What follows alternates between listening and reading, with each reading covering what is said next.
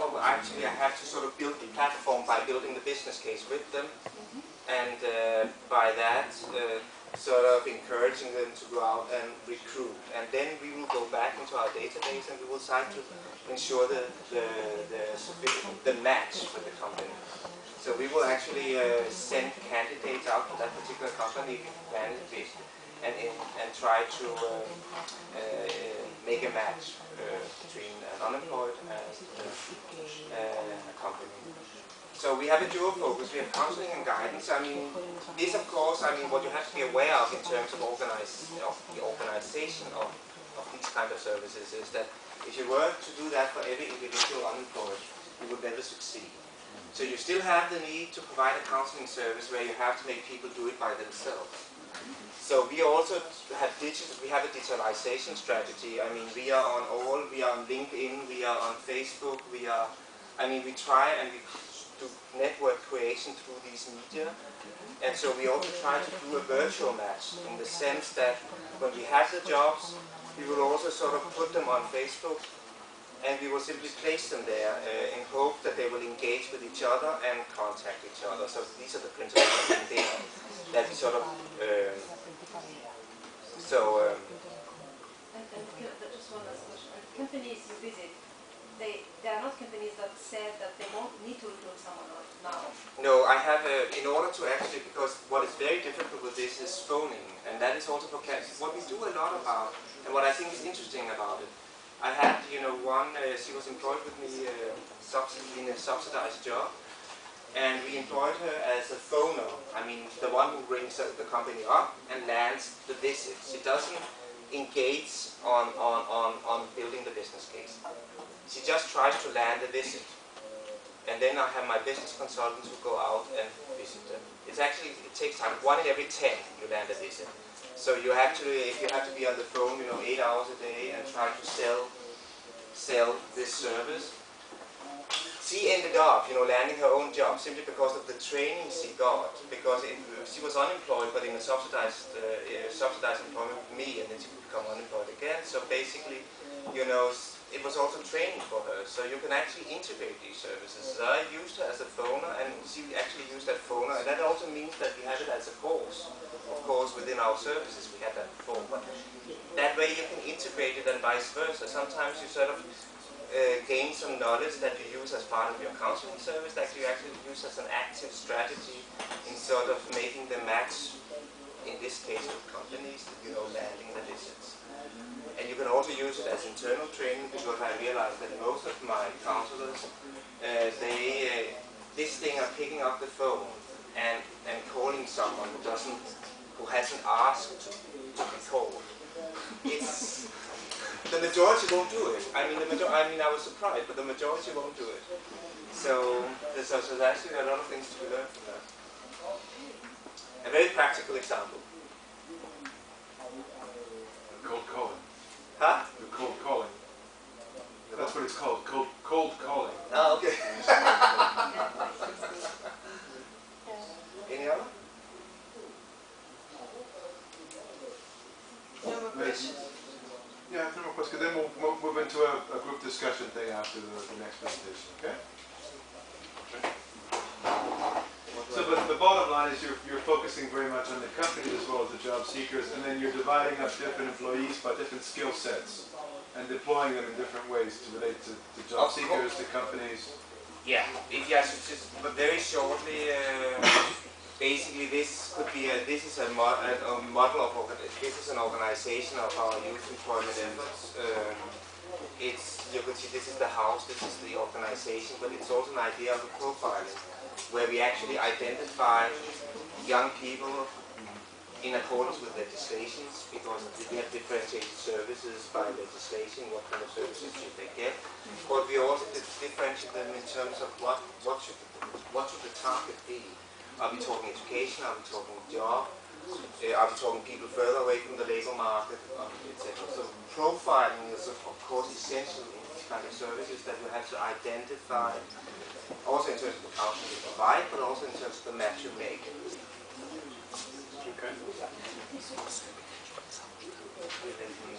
Yeah, I haven't got a presentation. Does anyone know what control is for the air conditioning. Doesn't work. Not working. Very green.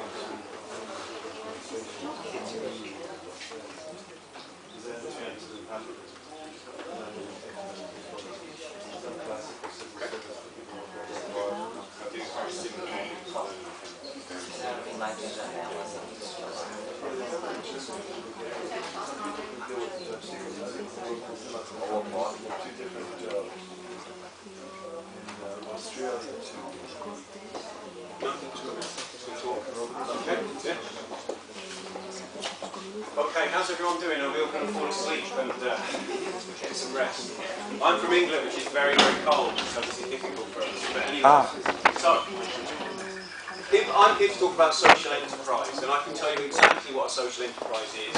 And for me, this is an issue about people. Social enterprise is where people. And for me, if I just tell you something, we work with people with intellectual impairment. We call them people with learning disabilities, intellectual impairment.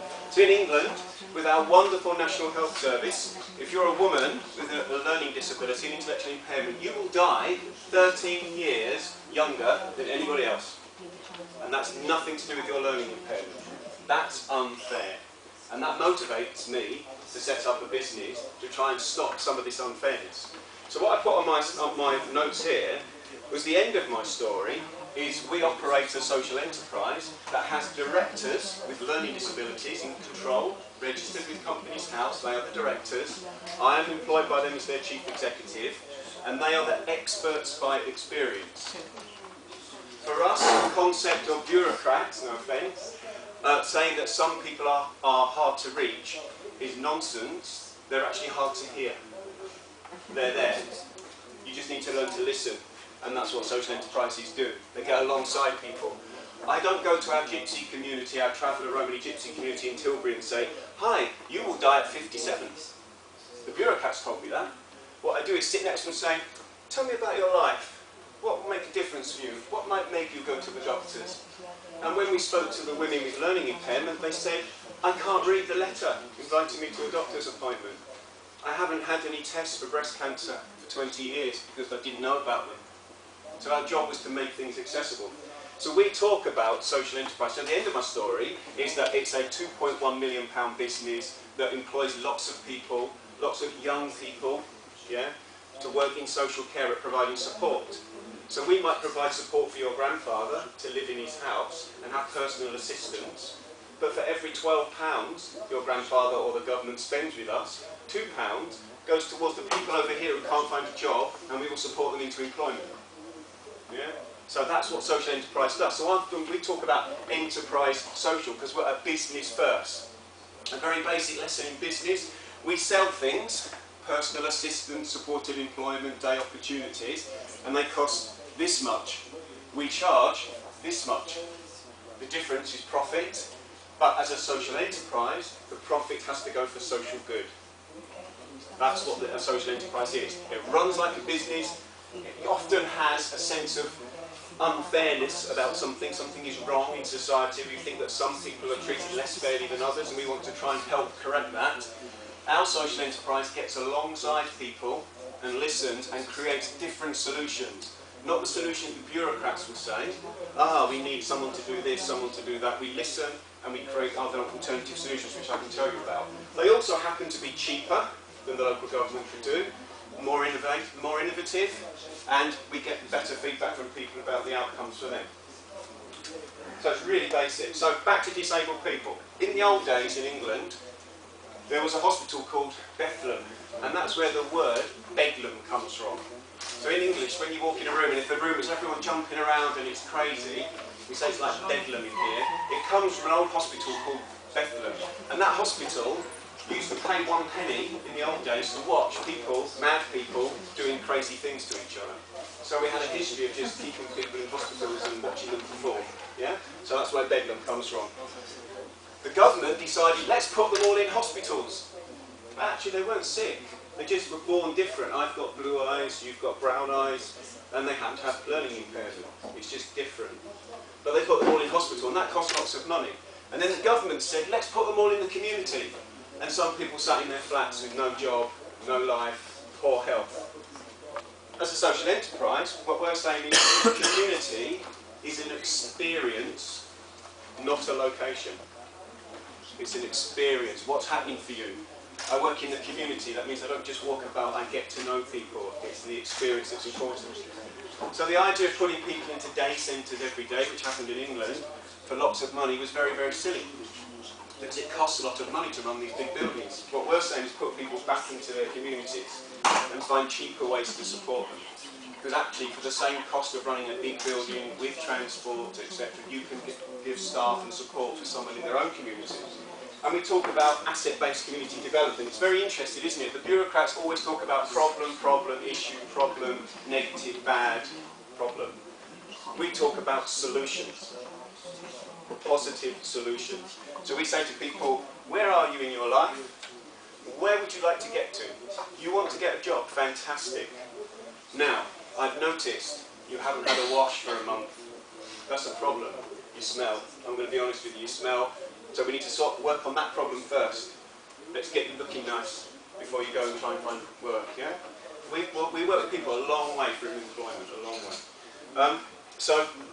And we also see the community as a solution. So we do something called asset-based community development. We don't go to communities and say, you're really poor and you haven't got any money, have you? We go to communities and say, tell us your strengths.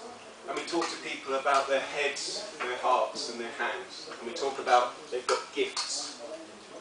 So there is a lady down the road who's very lonely, whose garden is in a mess. There is a young man here who knows everything about plants. We can match them. He can volunteer, he can help to support that lady's garden and she's not lonely. So we talk about a solution focus. We're very close to disabled people. We get them involved right from the start. There is a lot of talk of co-production. What we do is we have an expression. There was a woman called Einstein in the 60s, and she said, is this an empty ritual, or do people have the real power to affect the outcome? So having pretty people with Down syndrome in front of me looking nice, bad. Sitting next to them, and they're my boss, and they tell me strategically what needs to happen next is good.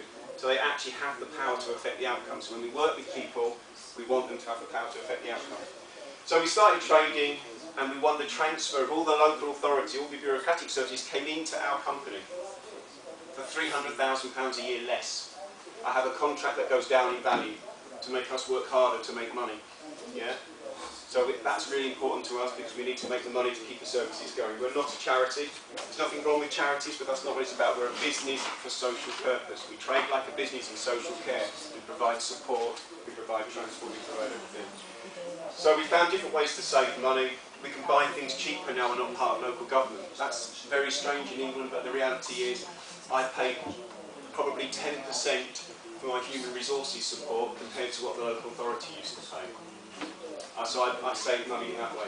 So in terms of our innovations, for example, I've got lots of examples, but I'm aware of time. The local government, if you are a person with a learning disability, there's the Carers Act in England, which means your mum and dad are entitled to a break. So the government will pay for you to have a little holiday. But they pay between £250 and £350 a night for that supported holiday. My directors with learning intellectual impairment said, go on eBay and buy a camper van. So I got on eBay with a credit card, and bought a camper van. We charge £150 a night for your personal assistant to drive to your house. Where would you like to go on holiday? It's like a caravan, yeah, with everything inside it. That's only £150. So the local government saves £200 a night, and we make £15, we make 10%. And that £15 goes into our profit that can be spent on having some apprentices, helping some young people find work, doing something in the community. Our other resources that don't cost us much money, we've got buildings, we have minibuses. If you said to me, I'm running a group to support older people in the community, use our transport. It's a marginal extra cost for us. You can have the minibus, you can use the building, all those sort of things. It means that people are able to choose their own staff to work with them. We are capitalists. I am mercenary when it comes to, if you are staff, you may have been used to local government terms and conditions, job for life. If you're not good enough, you don't get booked for work. If you don't get booked for work, you don't get paid. So be a good personal assistant. People have variable hour contracts. It's contentious. It's contentious. And on that variable hour, good at your job with social care, because I earn a living. Today I'm being paid because someone was born with a disability. I don't feel guilty about that. I work very hard for it. But in our staff, we teach them, the people are then known as customers. And so customer care. You don't just come here to be treated. You have customer care. What happened was, the staff that transferred from the local authority into our company report they are so much happier. Because they can make decisions. Things can happen quickly. I have budget difficulties, so I give the budget to the people at the floor to take control. You tell me how we should spend less on staff in this project. You tell me how to do this. And that works very, very well for us. So we set up a handyman project because people locally couldn't get their gardens sorted by the council anymore, people that lived in council houses, local government houses. So we set up a handyman project, but as part of that, people with learning disabilities support him as their work experience to learn what it's like to talk to people. So when someone opens their front door to have their garden done, 2 of the people there happen to have intellectual impairment. It's not the issue. Are they any good with the lawn mowing? Yes. Do they understand health and safety? Yes. Could they get a job doing that for a living? Yes. So we link a lot with local employers, just like your scheme. We have very good links. We work with the employers, we work with the person with a learning disability. So we support 76 people a week, roughly, to have an experience that's about work. Because part of your conclusion, when you go to a party and you meet someone at a party and they say, what do you do? Say, I go to a day centre on a bike, and watch their reaction, because they'll go. If you say, I've got a job, I work at McDonald's. It's a different relationship. It might only be 2 hours a week, but it's a different relationship, so work's very important. So the end of our story is that we are a company run by disabled people as our directors. They're the strategic leads. They understand not interfering with the operational stuff. They come up with the ideas. They think of the projects like the camper van. And our customers, instead of being, bless, passive recipients of care, costing the bureaucrats money, they're active citizens in control. It's my life and I have control of it. And that's us. Thank you.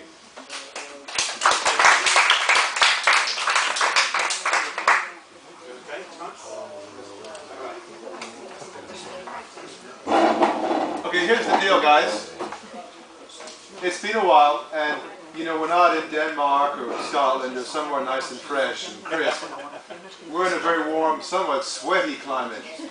And so, on one hand, you deserve a break. But on the other hand, I'm a suspicious person, and I'm afraid you'll sneak away or take too long on the break. So we have to make a deal that you have a break, but not too long a break, and you really come back. Because usually if the break is 10 minutes, that means it's a 15-minute break. The 15 becomes 25. You know those breaks, right? So now, what kind of break are we really going to have? The real break. What is it? How many minutes? What do you think? 10, 15? What do you guys need? Tell us the time to be back. 15 minutes, but it's got to be real, yeah? 25 past. Maybe we could get some of your people to, it'll be a job to get them to get back in on time. 25 past, and it's a deal? Okay? Good.